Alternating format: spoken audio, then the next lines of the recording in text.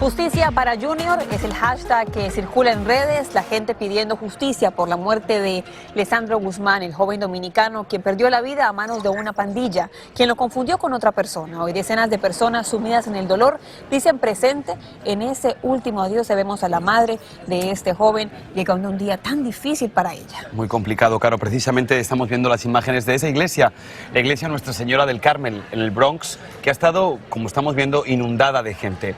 Se espera también una vigilia para este domingo, pero si os parece nos vamos a conectar directamente con Nayeli Chávez Geller, quien siguió este último y doloroso adiós a este joven. Muchas gracias. Les cuento que una multitud de personas llegó aquí a la iglesia ubicada en el Bronx a darle el último adiós a Lisandro Guzmán Feliz, cuyo brutal asesinato a machetazos por miembros que se presume pertenecen a la pandilla Trinitarios conmocionó a toda la ciudad de Nueva York, que lleva días de luto. Y es que el joven, mejor conocido como Junior, era muy querido en su comunidad donde nació y se crió.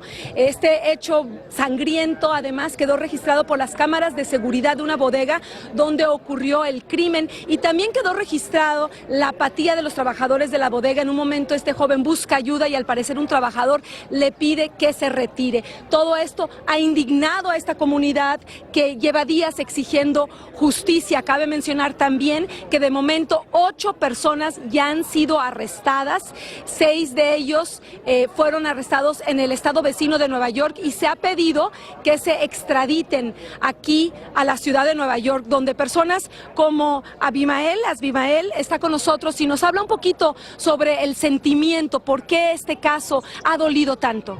Sí, lamentablemente es increíble ver cómo la juventud está falleciendo, cómo la juventud está muriendo. Es increíble esta criminalidad. Este joven no tenía que morir, verdaderamente era un joven lleno de vida, tenía sueños, tenía metas, y verdaderamente triste porque en vez de resolver las cosas con confianza, en amor, muchos se están matando, muchos están destruyéndose, y no debería ser así.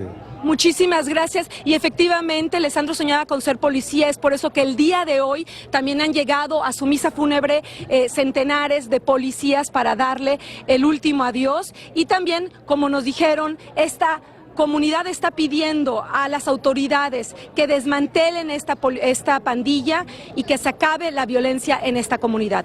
Es todo por mi parte desde el Bronx, Nueva York. Ahora regreso con ustedes.